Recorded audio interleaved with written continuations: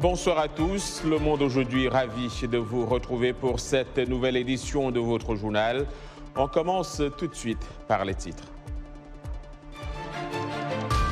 En Guinée, le procureur général de Conakry annonce une vague de poursuites judiciaires contre Alpha Condé et une trentaine d'anciens hauts cadres ayant travaillé sous sa présidence. Y a-t-il eu des crimes de guerre en Ukraine? La question reste posée. Kiev cherche à rassembler les preuves en utilisant la technologie et nous reviendrons dans ce journal sur le portrait de cet homme qui a bouleversé des décennies de paix et de stabilité relative en Europe, Vladimir Poutine. De nouveaux sous-variants d'Omicron identifiés en Afrique du Sud. Il serait à l'origine d'une nouvelle vague de Covid-19. Nous en parlons dans notre segment santé avec Mohamed Oumfa. En Guinée donc, l'ancien président Alpha Condé doit faire face à la justice de son pays. Il est poursuivi, lui et 26 dignitaires du régime déchus pour, entre autres, des faits d'atteinte volontaire à la vie humaine, notamment pour meurtre, assassinat et complicité de meurtre. Alpha Condé et ses proches sont poursuivis par le procureur près la cour d'appel de Conakry. On fait le point avec notre correspondant en Guinée, Zakaria Kamara. Première réaction, celle des victimes. Mamadou Silla a perdu son garçon de 14 ans dans une manifestation de Liès, quelques heures après l'annonce par l'opposant Cellou Dalein Diallo, qui s'était autoproclamé vainqueur de la présidentielle du 10 octobre 2020. Mon neveu m'a appelé, il dit « Ah, oncle », j'ai dit « Oui, où vous êtes ?» J'ai dit « Oui, je suis au travail, je suis dans mon atelier ». Il dit « Ah, vous connaissez ce qui se passe à la maison ?» Je dis « Non ». Il dit directement, il m'a dit « Ah, ils ont fusillé Nassirou ».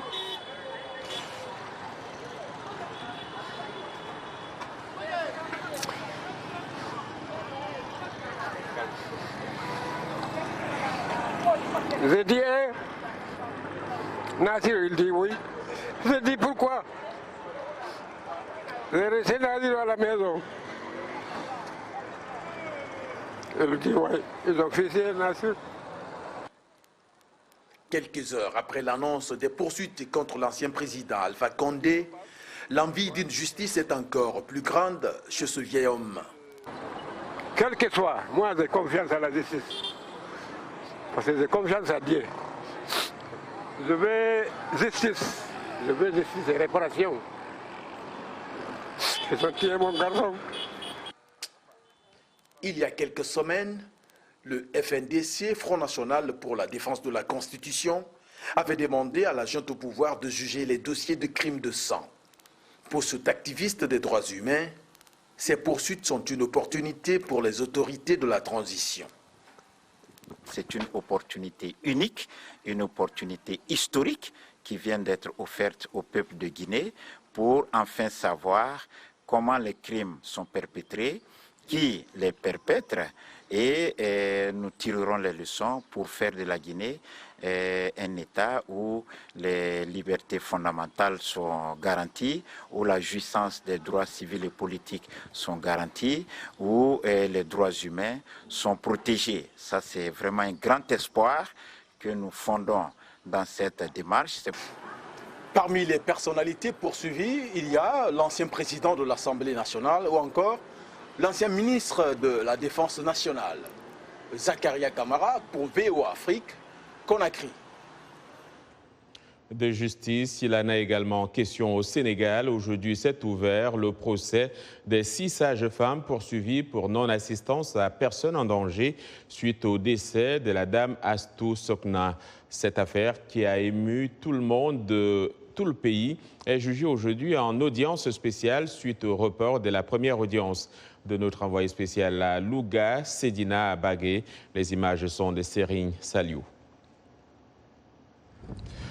À Louga, à environ 220 km au nord de Dakar, le procès des 6 sages-femmes poursuivies pour non-assistance à personne en danger s'est ouvert ce matin. Ces dernières sont donc poursuivies pour la mort d'Astou Sokhna, qui était en couche à l'hôpital Amadou Sahir Mbaye de Louga. Aujourd'hui, le procès a démarré avec un juge qui a voulu savoir les contours de cette affaire. Il a commencé par interroger les 6 sages-femmes qui ont toutes rejeté le fait de ne pas avoir porté une assistance adéquate à la dame Astou Sokhna, contrairement à ce que son mari a affirmé, car ce dernier a dit devant le tribunal que sa femme est arrivée à l'hôpital vers 10 h du matin et qu'elle a souffert jusqu'à son décès le lendemain à 5 h 30 du matin. Ces sages-femmes ont donc décliné leurs responsabilités. Pour elles, elles ont fait tout ce qu'elles devaient faire sur instruction du gynécologue notamment. Aujourd'hui, le procès s'est donc ouvert et malgré un climat assez tendu avec près de 40 degrés et une salle non climatisée, les gens sont venus en masse, notamment les sages-femmes et les personnels de santé qui sont venus de Dakar et de différentes régions du Sénégal pour soutenir leurs camarades. En ce moment, le procès a repris après une pause de 30 minutes qu'avait décidé le juge au bout de 5 heures d'audience. Les plaidoiries vont bientôt commencer, mais en attendant cela, ce sont les témoins qui sont auditionnés pour faire davantage la lumière sur cette affaire. Et pour ce procès, certains avocats pensent qu'il sera mis en délibéré pour la semaine prochaine et donc le verdict ne sera pas prononcé aujourd'hui. Pour d'autres, même si le procès risque de se terminer tard dans la soirée, il se peut qu'il y ait verdict ce jour. À Louga, Seydina Bagay pour VOA Afrique. Et en rapport avec la santé, l'Afrique du Sud a confirmé ce jeudi l'obligation du port du masque pour les enfants à l'école, se ravisant peu après avoir annoncé sa levée alors que les contaminations au Covid-19 repartent à la hausse dans le pays.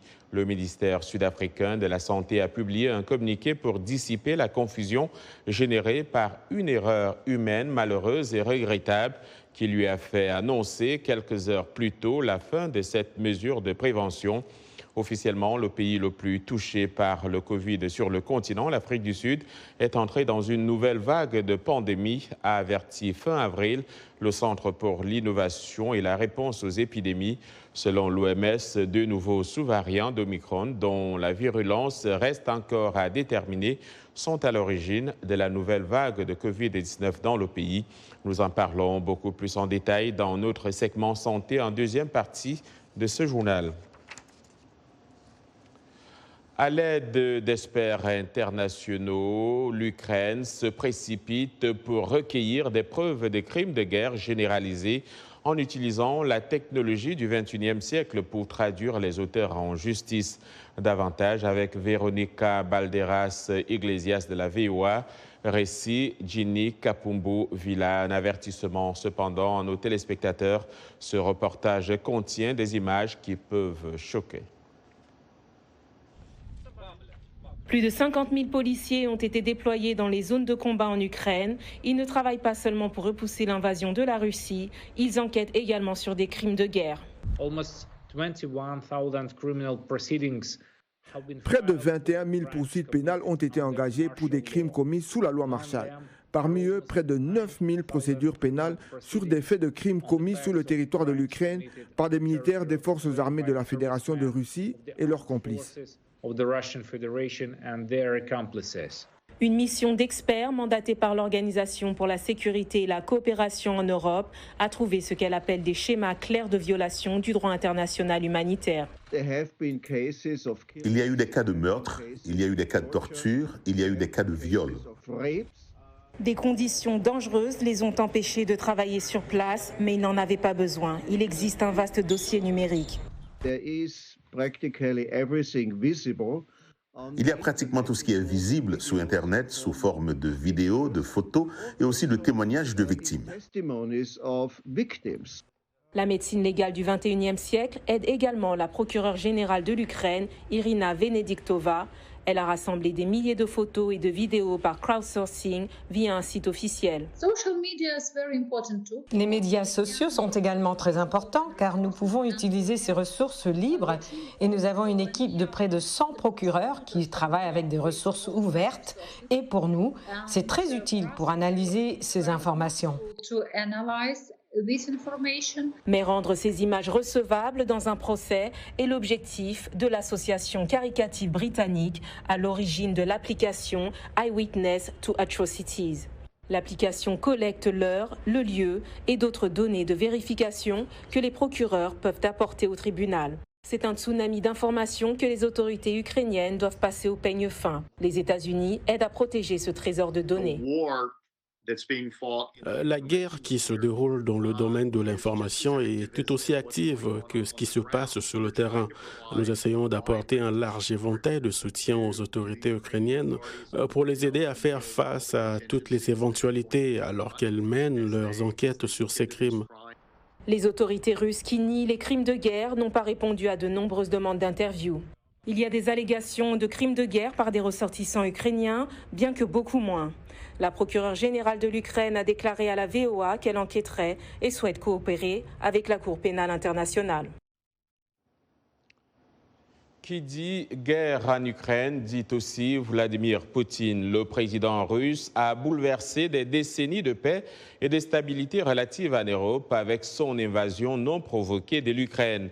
Les experts disent à la VOA que c'est un leader idéologique axé sur le retour de la Russie au statut de superpuissance qu'elle a perdu lors de l'effondrement de l'Union soviétique. La correspondante diplomatique principale de la VOA, Cindy Sen, en parle dans ce reportage relaté par Nanit Talani. Vladimirovitch Poutine est né à Leningrad, aujourd'hui Saint-Pétersbourg, en Russie, en 1952. En 1975, il rejoint le service de renseignement étranger russe, le KGB, et a été en poste en Allemagne avant d'entrer en politique. Fin 1999, le président russe Boris Eltsine démissionne au milieu d'un scandale, faisant de Poutine le président par intérim en échange de l'immunité contre les poursuites. Poutine tient depuis lors les rênes du pouvoir à Moscou, remportant de multiples élections de plus en plus considérées comme truquées, contournant les limites de mandat et emprisonnant ou tentant de tuer ses principaux opposants politiques, comme l'explique Michael Kimmage du German Marshall Fund. Il y a un long dossier de journalistes et d'agents du renseignement et d'autres qui ont été assassinés, on suppose, sur ordre de Poutine, ou du moins sur ordre de ses subalternes. Poutine cultive une image hyper masculine de force et d'autorité omnisciente. Cela correspond à son style de leadership idéologique, soutient le professeur de psychologie Samuel Hunter, affirmant à la VOA que ce type de leader regarde vers le passé. Donc ils parleront d'une époque où les choses allaient mieux. Ils parleront d'un moment d'y retourner si vous voulez me suivre en tant que leader. Puis nous reviendrons à cette époque où nous avions plus d'influence, de pouvoir et de force. Et donc Poutine en est un excellent exemple. Vladimir Poutine veut que la Russie soit à nouveau traitée comme une superpuissance, raconte Angela Stent de la Brookings Institution. Et il pense que le reste du monde devrait traiter la Russie comme si c'était l'Union soviétique. Il ne veut pas restaurer l'Union soviétique, mais il veut être traité comme une grande puissance dont les opinions sont respectées et où les gens craignent en quelque sorte la Russie et acceptent que la Russie ait droit à la sphère d'influence dans son voisinage. Michael Kimmage est du même avis. Je pense qu'à ses propres yeux, il est vraiment un patriote russe. Donc, il y a un engagement qu'il a envers le passé russe et envers la grandeur russe, qui est une force motivante. Et certainement, le désir de pouvoir est un fil conducteur. Son attirance pour le KGB en premier lieu, en tant qu'institution puissante. Bien qu'il ait engagé les troupes russes dans des conflits brutaux, lancement par Poutine d'une invasion à grande échelle de son voisin l'Ukraine en a surpris plus d'un. Ici aux États-Unis, pour tenter de contrôler l'inflation qui est au plus haut depuis 40 ans, la Banque centrale américaine a annoncé mercredi une hausse de ses taux directeurs d'un demi-point de pourcentage. Premier tour de vis de cette ampleur depuis mai 2000. Le comité de politique monétaire a ainsi porté ses taux d'intérêt dans une fourchette comprise entre 0,75% et 1% à l'issue d'une réunion de 2 jours. Il estime en outre que d'autres hausses seront justifiées, d'autant que la guerre en Ukraine et les nouveaux confinements en Chine aggravent la pression sur les prix et les problèmes de logistique. Vous regardez Le Monde aujourd'hui en direct de Washington DC sur VOA Afrique, n'allez nulle part ailleurs. L'information vous revient dans un instant. Nous parlerons notamment de santé et de presse.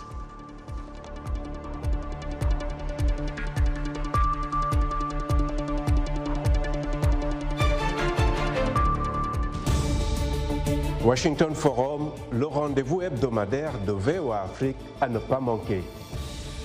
Chaque semaine, nous sommes ensemble pour 30 minutes pour décortiquer les grands sujets qui font l'actualité. Avec nos analystes et nos reporters, nous allons au fond des choses. Politique, économie, société, culture. Nous posons le débat et nos analystes sont là pour apporter l'éclairage. Washington Forum, c'est aussi vous, le public. Vous pouvez participer en réagissant au thème de la semaine sur nos réseaux sociaux. La rédaction de VOA Afrique vous donne rendez-vous sur ses chaînes partenaires, son site voaafrique.com et sur ses plateformes numériques pour prendre part à ce forum réalisé dans nos studios à Washington. À très bientôt dans Washington Forum.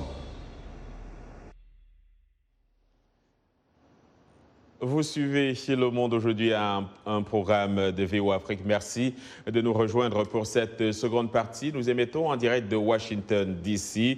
Nous sommes jeudi et comme de coutume, nous consacrons une partie de ce journal à des sujets de santé. Accueillons Mohamedou Mfa dans ce studio pour sa chronique hebdomadaire. Salut Mohamedou. Salut John. Alors aujourd'hui, on s'intéresse à nouveau au coronavirus. Il revient précisément aux 2 nouveaux sous-variants d'Omicron qui ont été identifiés en Afrique du Sud. Tout à fait John. On va donc parler des 2 sous-variants qui ont été dénommés BA4 et BA5. Ils ont été identifiés début avril par des chercheurs du Botswana et d'Afrique du Sud, mais seraient apparus quelques mois auparavant. Alors, selon une étude du Conseil sud-africain de recherche médicale rendue publique le 28 avril, BA4 a émergé mi-décembre et BA5 début janvier.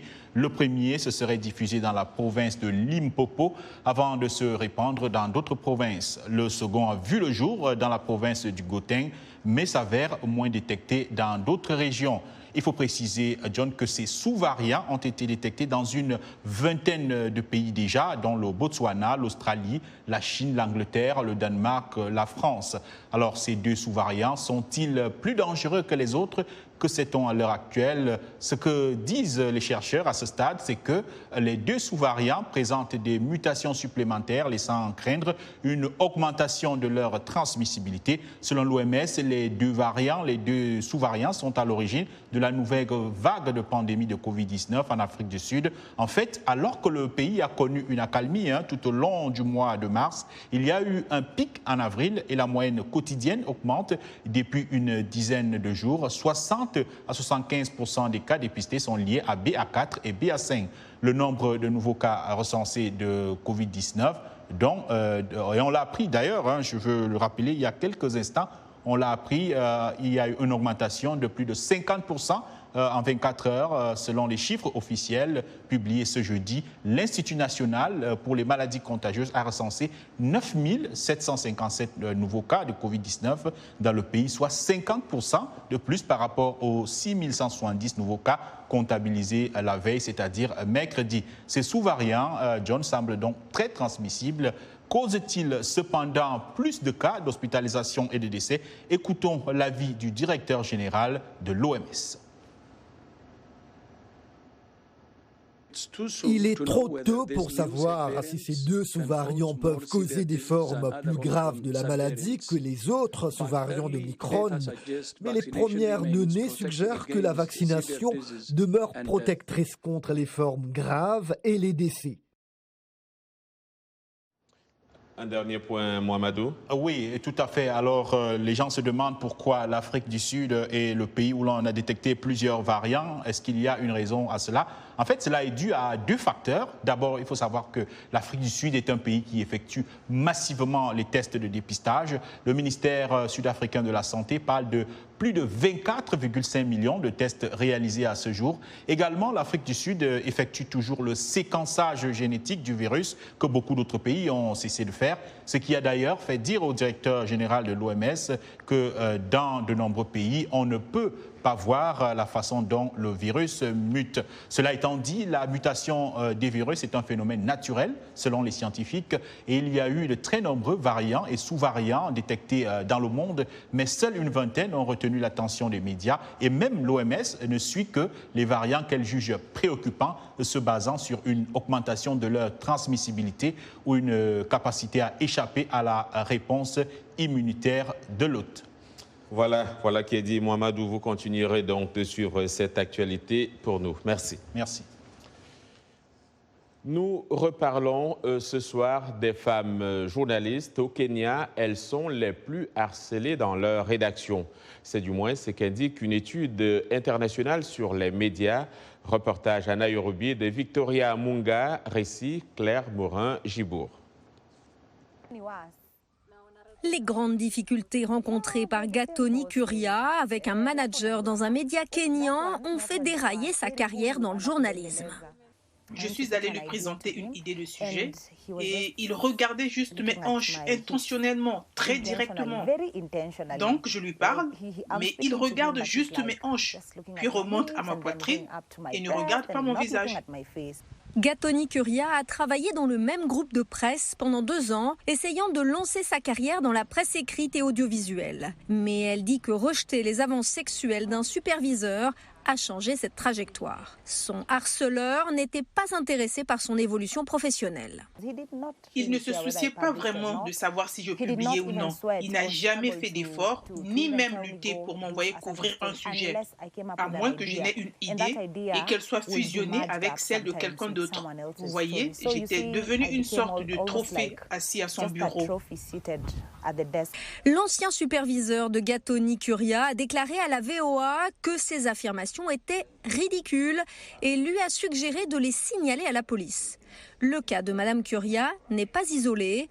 Environ 65% des femmes journalistes interrogées au Kenya déclarent être victimes de harcèlement physique ou verbal. Ce chiffre place le Kenya en tête d'une liste de 20 pays inclus dans une étude de One IFRA, l'Association mondiale des journaux et des éditeurs de presse.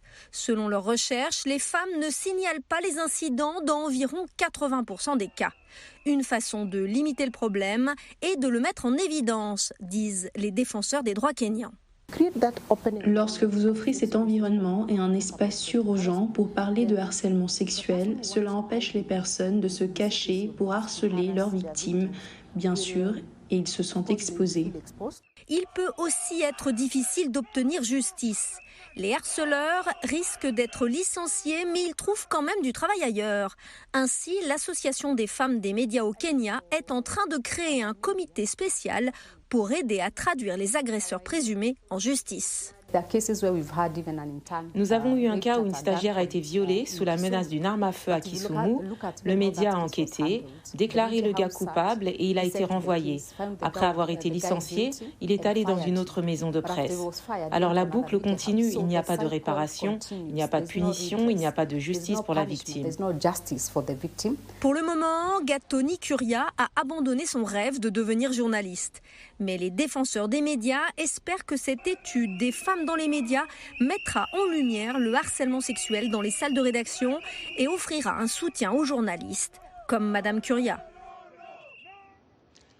J'étais pratiquement à bout de souffle, nous dit Alain Kioka, ce journaliste congolais qui a exercé cette profession pendant 20 ans, dit qu'il a subi à plusieurs reprises les réactions souvent violentes et brusques des hommes de la classe politique de son pays contre sa rédaction et les émissions dont il était présentateur. Exilé à Washington, où il vit présentement, Alain Kioka nous raconte son expérience de journaliste au Congo.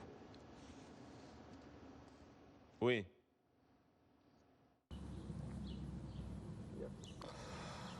Personnellement, j'ai travaillé dans la première chaîne de télévision privée de la République démocratique du Congo, Antenne A, depuis 2001 jusqu'à 2020. Alors, j'ai présenté le journal télévisé, bien sûr, mais je faisais des émissions politiques. J'ai été rédacteur en chef du desk politique. Et là, j'ai eu à affronter plusieurs difficultés, notamment des arrestations, juste avant les élections de 2011, parce que j'ai reçu un cadre du MLC. Le MLC, c'est le mouvement de libération du Congo, parti politique de Jean-Pierre Bemba. J'ai reçu Germain Kambinga et il y a eu des interprétations. Pourquoi il a critiqué le programme du chef de l'État de l'époque, c'était le 5 chantiers. Pourquoi il a critiqué ça?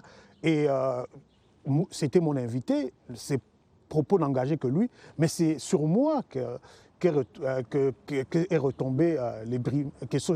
sont retombées les brimades. C'est moi pratiquement qui ai eu à payer le pot cassé, interpellé à l'ANER. Voilà, il y a encore un exemple lors de l'épisode Banyele. Banyele, c'était une révolte au niveau de l'Équateur, parce que ce jour-là, j'ai fait le journal télévisé. J'ai dit que le gouvernement acceptait de négocier avec ses compatriotes parce que ce sont des Congolais. Mais voilà, après, il y a eu des arrestations au niveau de ma chaîne de télévision. Il y a eu même des tortures. Il y a eu des journalistes et des régisseurs d'antenne qui ont été amenés à l'ANER, torturés. Voilà, c'est tous ces épisodes-là qui me reviennent en tête. Et voilà, en 2020, j'étais pratiquement au bout du souffle. Vous savez, quand vous avez beaucoup de menaces, vous connaissez des arrestations, votre travail est incompris, finalement, vous avez peur pour votre vie. C'est cela, l'expérience difficile que j'ai vécue. Et je sais que beaucoup de journalistes sont en train de vivre encore cette expérience-là.